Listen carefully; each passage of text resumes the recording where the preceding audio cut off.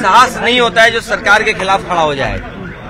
सरकार के खिलाफ खड़े होने में साहस चाहिए और दबाव तो हर एक पे बनाया जाता है। ये बात कौन नहीं जानता है कि भारतीय जनता पार्टी जीतने के लिए कोई भी हथकंडा अपनाएगी। जिस भारतीय जनता पार्टी ने चंडीगढ़ में बेईमानी की हो, बैलेट से जब वोट पड़ा, जीतने के लिए उन बैलेटों को किस तरीके से बिगाड़ा गया, किस तरीके से वोट खराब किया गया, और अधिकारी के माध्यम से उस समय अगर सीसीटीवी न होता और बैलेट से वोट न पड़ा होता तो शायद भारतीय जनता पार्टी को इस तरह से नाम होते हुए नहीं कोई देख पाता। जहां तक यूपी का सवाल है, राज्यसभा के चुनाव में भारतीय जनता पार्टी ने सब कुछ किया है वोट लेने के लिए, और जो लोग गए हैं उनमें साहस नहीं रहा होगा सरकार के खिलाफ खड़ा होने में। क्या कार्रवाई? मनोज पांडे आपकी पार्टी के कद्दावर नेता थे। कार्रवाई निश्चित होगी, क्योंकि पार्टी के जितने भी हमारे साथी हैं उनका मानना है कि ऐसे लोगों को दूर कर दीजिए। मनोज पांडे आपकी पार्टी के कद्दावर नेता थे, उनके इस्तीफे हो जाएंगे। अभी तक तो कद्दावर नेता लग रहे थे, लेकिन कद्दावर नेता निकले नहीं, ये बात समझ में आ गई। पल्लवी पटेल देखिए, मैंने आपसे कहा कि सरकार के खिलाफ वोट डालने में साहस की जरूरत है, साहस की जरूरत है।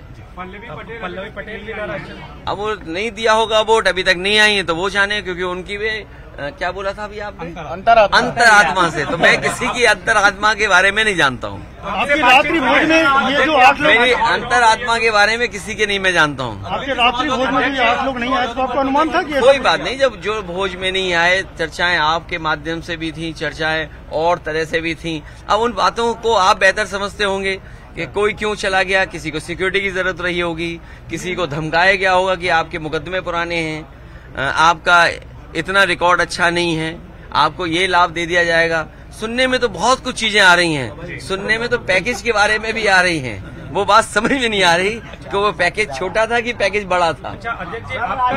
अगर आपको समझ में आ रहा हो तो मुझे जरूर जानकारी देना।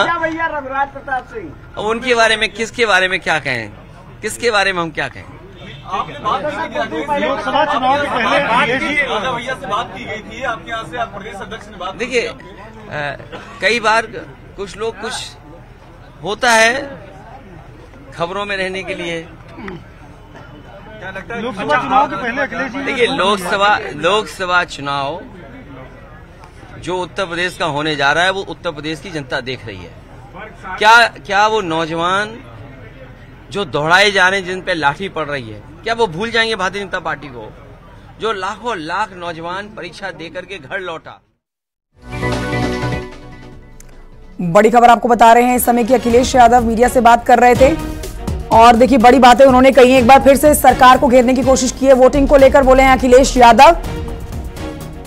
बागियों पर कार्रवाई होगी, तो आज अच्छी खबरें नहीं आई हैं कहीं से भी अखिलेश यादव उनकी पार्टी के लिए, और इसीलिए कह रहे हैं कि बागियों पर कार्रवाई होगी।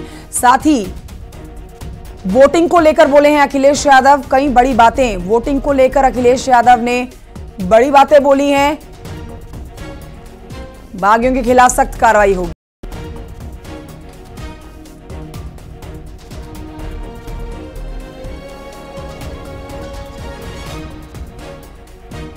बड़ी खबर आपको बता रहे हैं, देखिए आज जब से सुबह से अखिलेश यादव मीडिया से बात कर रहे हैं, आप उनके चेहरे पर मुस्कुराहट जरूर देखेंगे, लेकिन परेशानी जरूर होगी इस बात को लेकर कि आज कहीं से भी पार्टी के लिए अच्छी खबरें नहीं आई हैं। अलाउद्दीन हमारे सहयोगी और जानकारी देने वाले हैं। अलाउद्दीन, बागियों के खिलाफ कार्रवाई की बात कर रहे हैं अखिलेश यादव।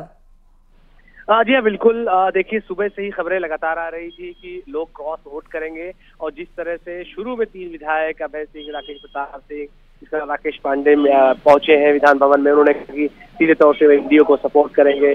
फिर खबरें आ गई कि हाकिम चंद बिंद भी क्रॉस वोट किए। इसके अलावा उसके बाद से जब मनोज पांडे पहुंचे तो बात और ज्यादा स्पष्ट हो गई। तो ऐसे में अभी जस्ट निकल करके जब गए हैं अखिलेश यादव पार्टी दफ्तर के लिए, क्योंकि समाजवादी पार्टी के करीब 100 से ज्यादा विधायक वोट कास्ट कर चुके हैं।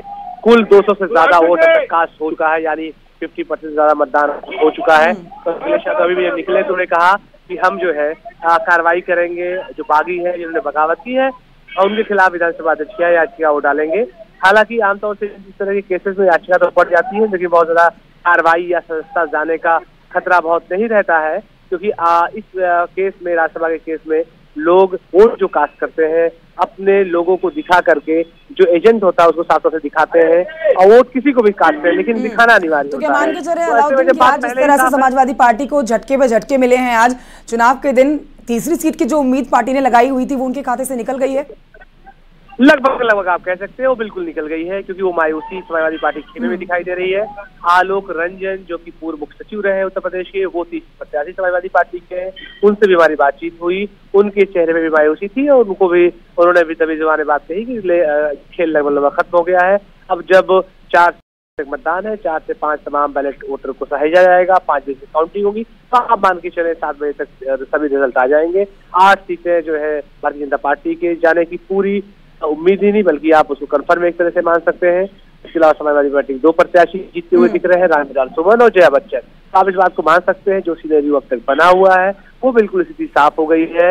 लगातार जो कॉरिडोर है तिलक हॉल का, वहां पर सभी दिखाई दे रहे हैं, खुश है, लोगों से बातचीत कर रहे हैं। लेकिन अलाउद्दीन ये वाकई में एक चर्चा का विषय हो जाएगा कि आज जिस तरह से एक भी अच्छी खबर समाजवादी पार्टी को नहीं मिली, चाहे किसी ने विधायकी छोड़ दी हो समाजवादी पार्टी की, या फिर सोशल मीडिया प्लेटफॉर्म फेसबुक पर जाकर भगवान श्री राम की तस्वीर लगाई हो, मतलब एक के बाद एक बुरी खबर समाजवादी पार्टी के लिए जो आई है, इसमें क्या ये मान के चलें कि विधायक भी आज ही के दिन का इंतजार कर रहे थे कि राज्यसभा का रन होगा और उससे पहले वो इस तरह से पार्टी को झटका देंगे? उत्तर प्रदेश लोकसभा इलेक्शन है, इसको बड़े नजरिए से देखा जाना चाहिए। तो ऐसे में भारतीय जनता पार्टी, ये देखिए इससे पहले जो 2 साल पहले ठीक इलेक्शन हुआ था, इतनी सारी क्रॉस वोटिंग नहीं हुई थी, क्योंकि उत्तर प्रदेश में लोकसभा इलेक्शन है। तो ऐसे में विधायक अपना भविष्य और बेहतर करने की कोशिश, पॉलिटिकल व्यक्ति अपने चीजों को और बेहतर करने की कोशिश, जो कि लोकतांत्रिक अधिकार भी हर व्यक्ति का कि वो खुद का कैरियर को बेहतर करे। शायद इस दिशा में लोकसभा इलेक्शन भी नजदीक है, माना जा रहा है कि दिनों बाद आचार संहिता लग जाएगी इलेक्शन को लेकर के, इसलिए अगर कोई अब खुद को सेफ जोन में लेकर के जाना चाहता है, ये वजह है कि ज्यादा भगदड़ इसलिए और बची, क्योंकि 2 साल पहले जब इलेक्शन हुआ था समाजवादी पार्टी और बीएसपी के कैंडिडेट भीमराव अम्बेडकर जब इलेक्शन हारे थे 1 या 2 वोटों से, तो उस वक्त इसकी क्रॉस वोटिंग नहीं हुई थी। हालांकि नितिन अग्रवाल ने उसको क्रॉस वोटिंग की थी और बाद में उनको उसका इनाम भी मिला था। लेकिन आप इस बात को मान के चले, ये बड़ी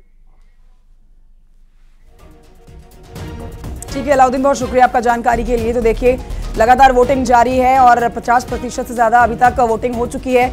मुख्यमंत्री योगी आदित्यनाथ भी पहुंचे थे, वोट कास्ट किया उन्होंने। अखिलेश यादव आपने देखा वोट कास्ट करते हुए नजर आए और मीडिया के सामने अखिलेश यादव ने आके अपनी नाराजगी भी दिखाई है। सरकार को घेर रहे हैं, सरकार पर गंभीर सवाल उठा रहे हैं, सरकार पर गंभीर आरोप लगा रहे हैं। लेकिन आज एक भी अच्छी खबर समाजवादी पार्टी के लिए नहीं आई है, बल्कि एक के बाद एक झटके समाजवादी पार्टी को दिए गए हैं उन्हीं के विधायकों की तरफ से। ये मुख्य संचेतक मनोज पांडे आप देख रहे हैं इस समय, जिन्होंने पद छोड़ दिया, इस्तीफा दे दिया। अब आप ये देखिए, ये एक और बड़ा झटका है समाजवादी पार्टी के लिए, क्योंकि बिल्कुल उम्मीद भी नहीं लगाई होगी इस बात की कि मनोज पांडे जो हैं वो मुख्य सचेतक पद से छोड़ देंगे इसको और आगे बढ़ जाएंगे।